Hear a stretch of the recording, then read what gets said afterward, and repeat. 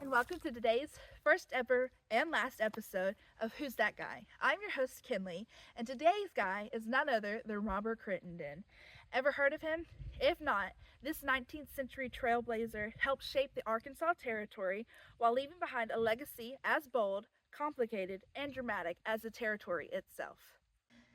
He was a man of power and ambition, a leader who helped build a government from scratch, fought bitter political rivalries, and forever etched his name into Arkansas history. But was he a hero, a villain, or just a man who dared to dream big in a rough and untamed world? Stay with us as we uncover the life, the controversies, and the legacy of Robert Crittenden. Journey back to the early 19th century, when America's frontiers were wild, untamed, and brimming with opportunity for those bold enough to seize it. The Arkansas Territory was a land of promise and peril, where dense forests and winding rivers served as the backdrop for the birth of a new society.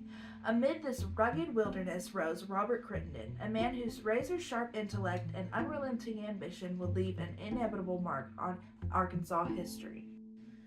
Crittenden was more than a leader. He was a force of nature, navigating through the rough waters of frontier politics with cunning and determination. Revered by allies and reviled by rivals, his vision for power was as grand as the untamed land he sought to shape. Through fierce rivalries, calculated gambles, and moments of triumph and controversy, his legacy became a symbol of the ambition that built America. But his story is more than history. It's a tale of human drive, of dreams that reach beyond the horizon, and the price of relentless pursuit. This is not just a story of a man. It's a story of a frontier and transformation, of ambition that refused to be restrained. Welcome to the life of Robert Crittenden, where power was the prize, influence the battlefield, and legacy the ultimate goal. Robert Crittenden's story begins on January 1st, 1797 in Woodford County, Kentucky, where the echoes of the American Revolutionary War still lingered.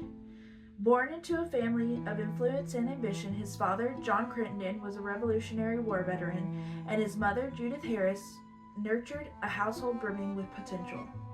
Robert's upbringing, alongside his brother, John J. Crittenden, who would later become a prominent U.S. Senator, immersed him in the heart of early American politics. Here, in the rolling hills of Kentucky, he first encountered the ideas of governance, leadership, and ambition that would define his life. Appointed on March 3, 1819, Robert Crittenden set foot into Arkansas Post on July 4, 1819.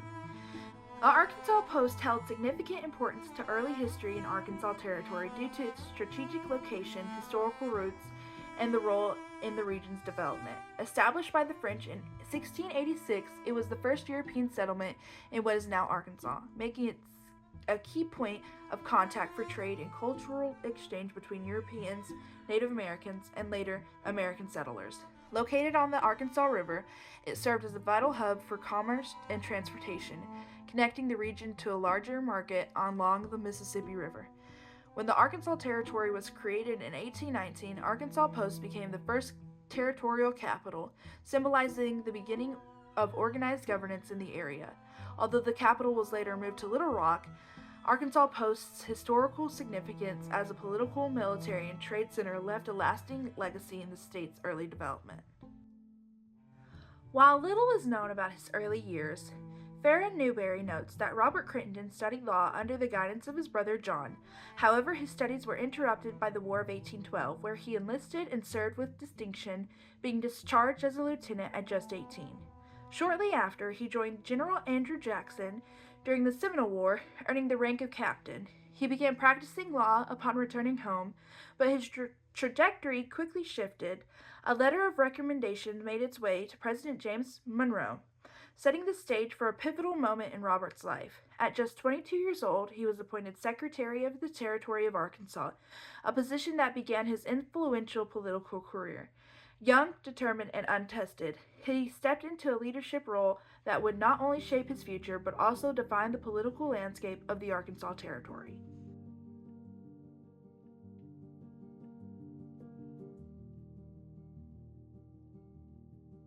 Now you may be wondering, what exactly does the Secretary of a Territory do? The Secretary of the U.S. Territory in the 19th century played a vital administrative and political role in establishing and managing the territory's government. Specifically, the Secretary was responsible for maintaining official records, publishing laws passed by the territorial legislature, and overseeing correspondence between territorial government and the federal government. Additionally, the Secretary often served as acting governor when appointed governor was absent or unable to perform their duties, as was frequently the case in remote and developing territories like Arkansas. This gave the Secretary significant influence, effectively placing them in a helm of governance during critical periods. Beyond administrative tasks, the role was also involved helping to organize elections, facilitating legislative sessions, and promoting settlement and development within the territory.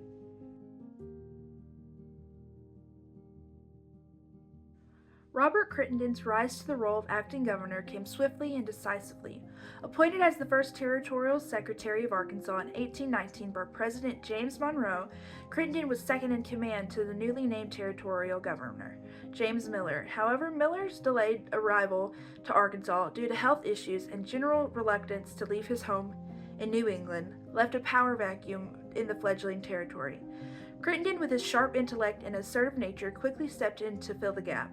As acting governor, he wasted no time establishing a functioning government, organizing the first territorial legislature, and taking charge of vital administrative tasks.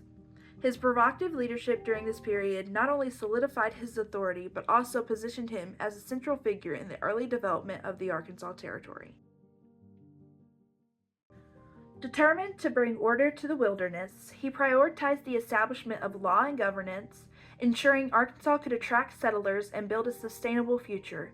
Roads were built, trade routes established, and the framework for a thriving society began to take shape. However, his ambitious projects were met with significant challenges. Political instability plagued the young territory, and internal strife among factions tested his leadership. Resistance from local power brokers who sought to protect their interests added to the mounting pressure. Still, Crittenden's determination never wavered. His leadership brought structure and opportunity to a rugged land, transforming Arkansas from a frontier outpost into a territory poised for progress. It was a bold beginning, driven by a man determined to overcome every obstacle and leave his mark on the frontier and on Arkansas history itself. But no great story is without its conflicts, and Robert Crittenden's political career was as contentious as it was inspiring.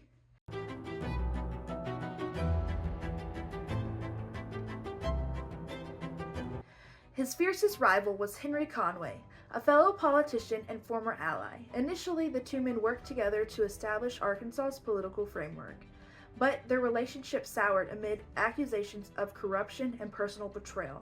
The rivalry became one of the most infamous in Arkansas history, accumulating into a deadly duel. On October 29, 1827, near Napoleon, Arkansas, the two men faced off in a duel, a confrontation that would change both their lives. In the charged atmosphere of honor culture, where personal slights demanded satisfaction, the duel was inevitable. Crittenden mortally wounded Conway, who died days later, leaving behind a scandal that forever stained Crittenden's reputation.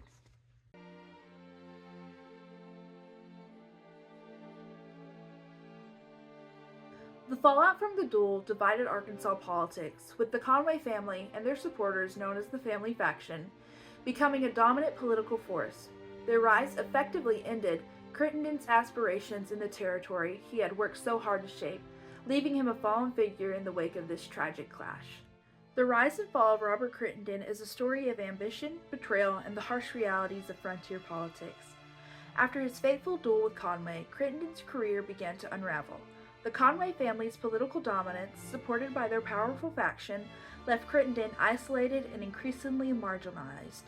His attempts to regain political relevance, including alliances with Whig politicians in Washington, ultimately failed, and his influence waned as Arkansas moved toward statehood. Yet, despite his decline, Crittenden's legacy remains firmly embedded in the history of Arkansas. As the acting governor and territorial secretary, he laid the foundations for the territory's political and economic development, helping to shape its early governance and foster its growth in a challenging frontier environment.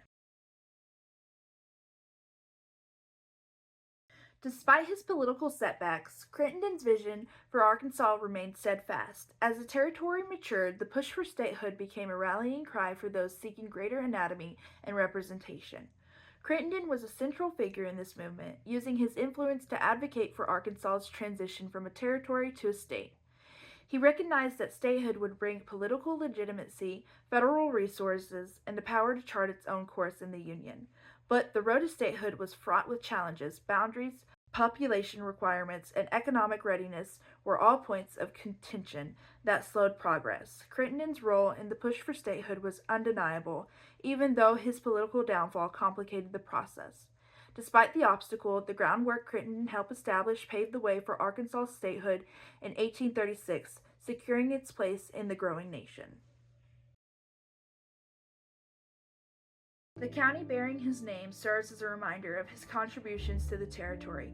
His story, however, also stands as a cautionary tale about the dangers of unchecked ambition and the fragility of power. In 1830, Robert Crittenden became the owner of the Arkansas Advocate, a newspaper that served as a powerful platform for his political views and ambitions. Through the Advocate, Crittenden championed the causes of the Whig Party, which he fervently supported, and used the publication to criticize his rivals, particularly the Democrat faction led by his former ally Ambrose Sever. Under his ownership, the Advocate became a voice for the opposition in the territory, reflecting Crittenden's commitment to shaping public opinion and influencing the political landscape. The paper was not only a tool for promoting his political policies, but also a reflection of his combative and strategic nature, as he leveraged it to solidify his position in Arkansas politics during a time of fierce partisan rivalry. Robert Crittenden's home in Little Rock was a symbol of his prominence and influence in the Arkansas Territory. Built during his tenure as Secretary of the Territory, the house was one of the first substantial residences in the budding capital, reflecting both his personal ambition and the aspirations of the frontier town.